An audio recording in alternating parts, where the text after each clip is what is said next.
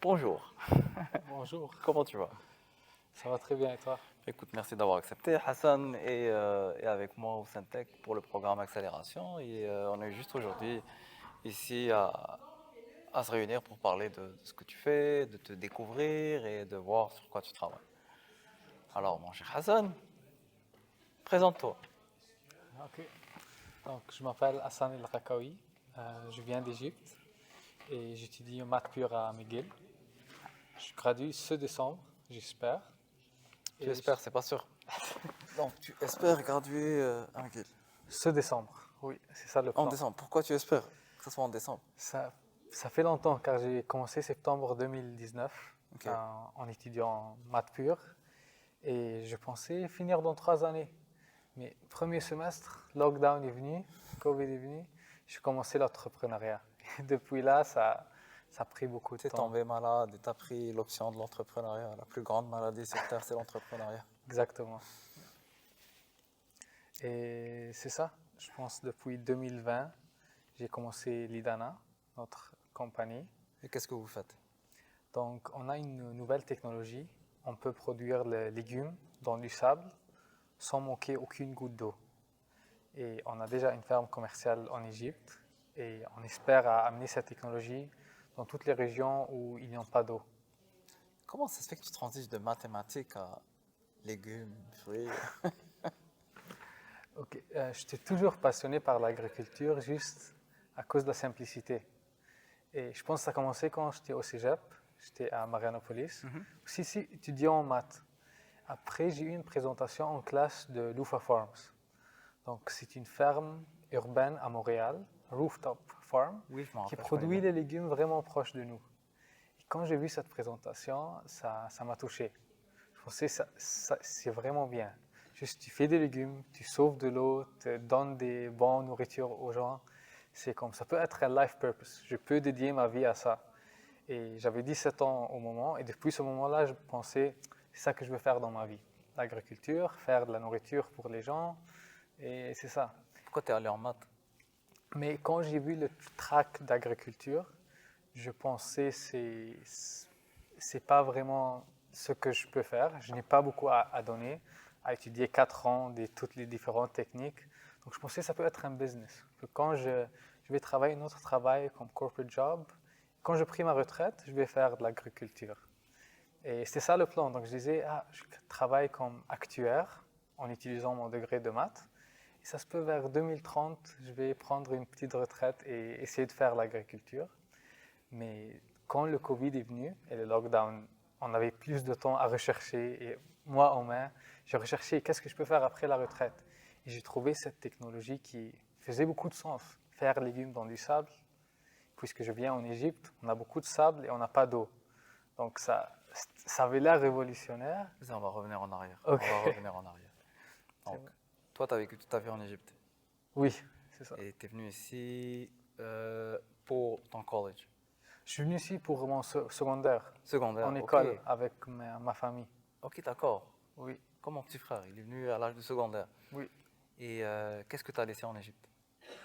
Qu'est-ce que j'ai quoi? Qu'est-ce que tu as laissé en Égypte? Ben tout. Je pense, premiers 5 ans spécifiquement, 2013 à 2018, j'étais vraiment attaché en Égypte, puisque mes amis, ma famille, mes grands-parents spécialement sont là-bas. Et malgré que j'allais souvent, soit dans l'été, soit dans l'hiver, je sentais vraiment que je laissais une partie de moi Ouais. en Égypte. Mais après graduer de l'école et aller en cégep, en université, j'ai appris plus à apprécier le bien qui est au Canada. On a vraiment beaucoup de choses bien ici. Pas le climat de janvier à Ah, mars, oublie ça, ça arrive, moi. Je deviens mais dépressif. Mais excuse-moi de te couper, mais reviens à tes grands-parents. Est-ce que c'est eux qui avaient la ferme? euh, pas du tout, non. D'accord. Mais Parce que tu dis, on a déjà une ferme en Égypte. D'où ça vient, ça? c'est non, on a fait la ferme en Égypte de Sainte-Ponique, de sable. D'accord. Mais je pense que c'est car j'étais vraiment attaché à ma grand-mère. Et c'était aussi en 2017 qu'elle s'est décédée. Oh. Et c'était comme le premier décès de ma vie. Hmm. Et je sentais qu'à ce temps-là, je dois faire quelque chose de bien de ma vie. comme tout le temps que je passe au Canada, loin d'elle et d'autres mes grands-parents, je veux faire quelque chose bien avec mon temps. Je pense que c'était en ce moment-là que je pensais l'agriculture, c'est assez bien. Je suis content de faire ça. Oui. Et là, tu décides de lancer ton entreprise En 2020, en 2020 c'est avec le ça, Covid. durant le lockdown, j'ai trouvé une opportunité. Comment tu l'as trouvé? C'était vraiment simple. J'ai étudié business un peu à l'université. Il disait que si tu veux faire une business, trouve un problème qui est proche à toi. Donc, j'ai trouvé c'est quoi les problèmes d'agriculture que je peux résoudre. Et le premier problème que j'ai vu, c'est l'eau. On n'a pas assez d'eau dans le monde. On a besoin de l'eau pour vivre, pour la nourriture, pour laver, pour tout. Et donc, j'ai trouvé les solutions. Vraiment, première semaine mars en 2020, j'ai trouvé les solutions qui existent. Et je ne veux pas aller dans toutes les solutions techniques. Il y a des solutions qui sauvent beaucoup de l'eau pour faire de la nourriture, mais ils étaient vraiment chers. Donc, je pensais que dans les pays qui ont besoin de sauver de l'eau, comme l'Afrique du Nord ou le Moyen-Orient, ces solutions sont trop chères pour eux. C'est comme faire un igloo au désert. Ça ne fait pas de sens. Et 2 semaines dans ma recherche, j'ai trouvé une recherche, peer-reviewed article, qui vient de 30 ans, qui s'appelle Saint-Ponic. Et dans le temps-là, ce n'était pas utilisé du tout. Il n'y avait pas de problème d'eau. Quoique. Il y avait un problème d'eau, mais c'était juste une des solutions que l'inventeur fait une invention, mais ça reste dans les universités. Les gens ne croient pas que la majorité des inventions. Oui. C'est ça. Mais moi, ça m'a touché. Je pensais ça fait de sens. C'est cheap, ça sauve de l'eau et ça fait de la nourriture. Ça a juste besoin de commercialiser et essayer de voir si ça scale d'une bonne façon.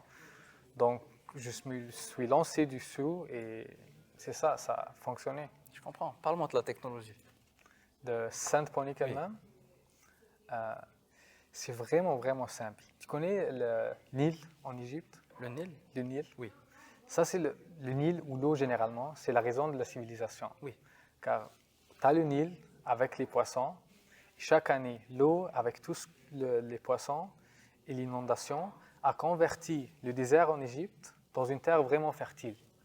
Donc les anciens Égyptiens, à cause de cette terre vraiment fertile et les inondations, ont pu grandir beaucoup de nourriture pour manger et tout ça. Et quand tu as assez de nourriture, tu as de l'argent et tu as assez de temps de faire d'autres choses, comme le physique et l'architecture et tout ça. Et donc notre technologie, c'est le même concept, mais c'est plus petit. Tu as un petit réservoir de poissons et à côté, tu commences avec du sable pur. Après, on prend l'eau avec les déchets du poisson et on met dans le sable. Donc l'eau convertit ce sable dans la terre la plus fertile du monde, capable de grandir 60 différents légumes. Tout ce que tu as à faire, donner la nourriture aux poissons. C'est le même concept du Nil, mais plus petit. Je n'arrive pas à comprendre. Non. Exemple, tu as des poissons à côté, Oui. tu as du sable. Tu mets le sable dans un aquarium. Non, tu as un petit aquarium comme ça. OK. Et à côté, beaucoup du sable. Uh-huh. Après, tu prends l'eau du réservoir du poisson, ici, et tu le mets tout avec le déchet dans le sable. Ensuite, l'eau va dans des canaux. Le sable convertit le toxique ammonia à des nutriments. Donc, les plantes prennent leurs nutriments et l'eau revient totalement filtrée vers l'aquarium. Wow. Et ça continue à tourner, c'est un closed loop. Et le loop, il tourne à combien de fois par jour ou par semaine? Ça dépend du climat, mais ça tourne environ 5 fois par jour. 5 fois par jour. Et ça prend environ une demi-heure pour prendre l'eau de ce réservoir jusqu'à qu'il passe par tout le sable, pour que tout le sable soit fertilisé et l'eau soit filtrée. Je comprends. Ça te prend absolument des poissons. Donc le poisson, c'est la nourriture. C'est elle qui donne le fertilizers pour le sable. Ce n'est pas le but principal, mais aussi on grandit du poisson. Donc dans une petite ferme, on peut faire... Donc c'est ça, c'est du poisson, tu peux fertiliser une terre à côté. Oui. Donc si tu grandis 10 000 kg par année, tu vas avoir 2 000 kg de poissons et 8 000 kg de légumes. Et ces 2 000 kg de poissons, ils donnent tous les nutriments nécessaires pour les légumes. Je comprends. C'est vrai? Je comprends. Donc tu vois l'étude tu es à l'université, on dit qu'il y a un programme qui t'accepte pour entreprendre. Qu'est-ce qui te donne un financement? C'est juste un travail de session que tu dois faire? Comment ça s'articule? Pour quoi? Lancer ton entreprise. Non, au début, j'ai essayé d'appliquer dans tous les programmes possibles, mais puisque cette technologie était vraiment nouveau, je n'étais pas capable de la expliquer comme comprends. aujourd'hui. Personne ne croyait. Tout le monde pensait que c'est un peu fou. Tu vas faire des légumes dans du sable. Toi, tu te dis, Matt, c'est quoi ton expérience pour valider ça? Donc, on a eu plein de réjections. Et donc, je me lançais à le faire un peu tout seul. Je disais, OK, je vais travailler ici, d'autres travails reliés à mon degré comme stage. Tout l'argent que je vais faire, je vais sauver pour essayer de faire cette ferme-là. Et oui, c'est ça. Tu es devenu fermier. Je suis devenu fermier. Bravo. Et t'en es où aujourd'hui? Comment tu fais grandir ton entreprise? Je sais que tu as parlé de certaines opportunités. Je ne sais pas si tu veux en parler en live, mais t'en es où géographiquement, tes clients, etc. C'est bon. Donc, notre ferme commerciale maintenant est en Égypte. Oui. C'est ça la ferme principale. Ça fait 3 ans qu'on est là-bas. Et on aimerait apporter cette technologie en Amérique du Nord. Au sud, aux États-Unis, au Mexique, ces gens-là font la plupart de nourriture, pas juste aux États-Unis, mais aussi au Canada.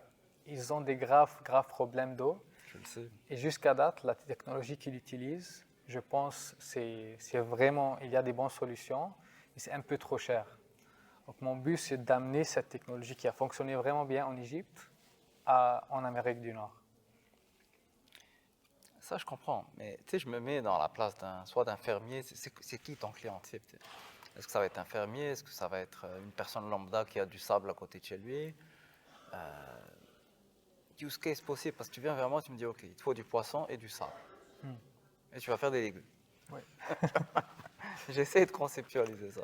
Donc notre client cible, les gens qui peuvent vraiment bénéficier de cette technologie, n'importe quel fermier qui a une pièce de terre, que soit il n'a pas assez d'eau comme il y a des années, à cause que à partir des années, il a pris beaucoup d'eau qui existait dans la terre. Donc, the water doesn't replenish as quickly as possible.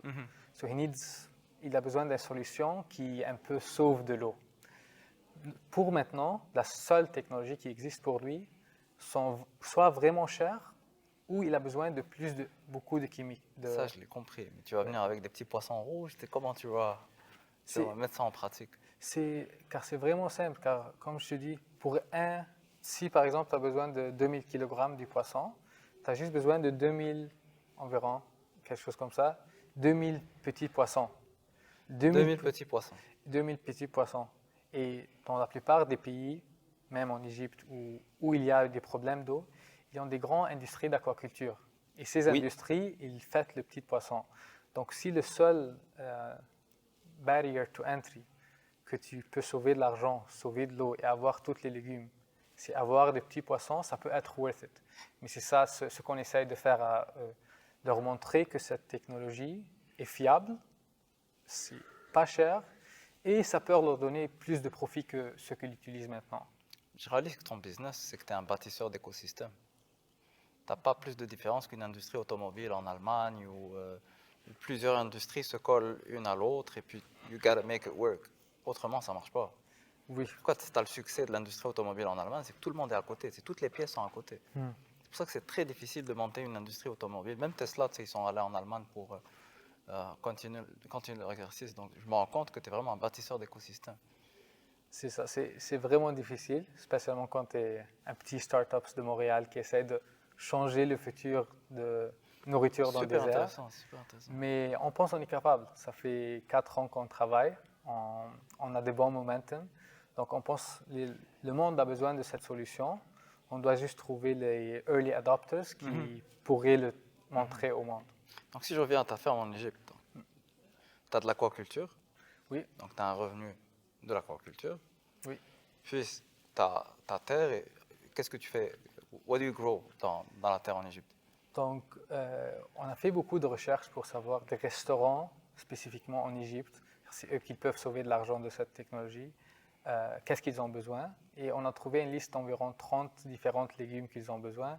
Ça inclut des tomates cerises avec de différentes couleurs, des Quelque chose laitues. de luxe, plus luxueux, Italien- c'est ça? C'est ça, plus de restaurants qui préfèrent ces choses de qualité Ok. et peuvent, avec une petite ferme, nous donner assez d'argent pour prouver la profitabilité de cette ferme-là. Je comprends. Ouais.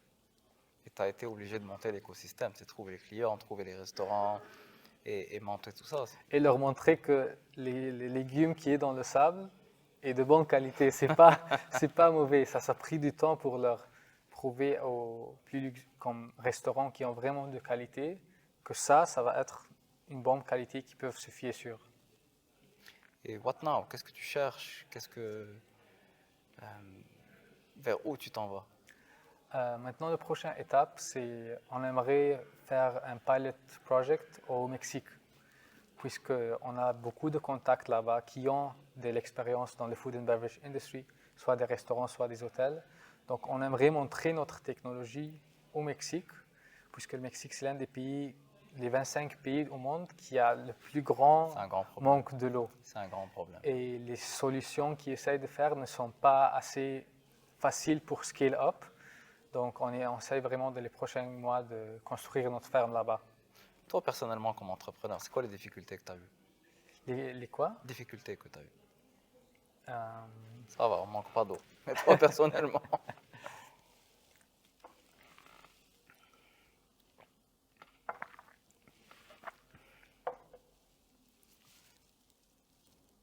C'est sûr, il y en a des difficultés, mais je pense que j'ai oublié.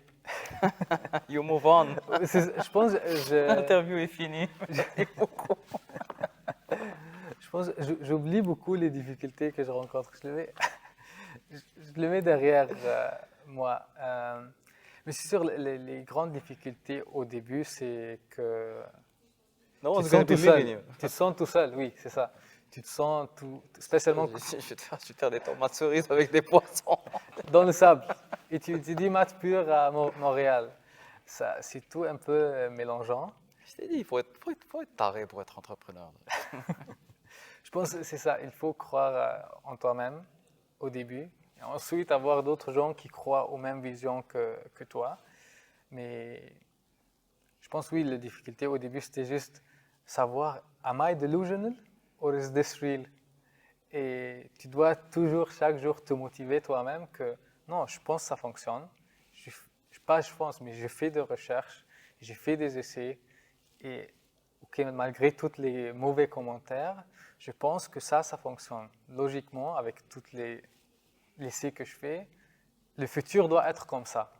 Même si tout le monde dit que ça ne va pas fonctionner, moi je pense, si une personne au monde prouve que ça fonctionne, donc c'est tout le monde qui est en erreur.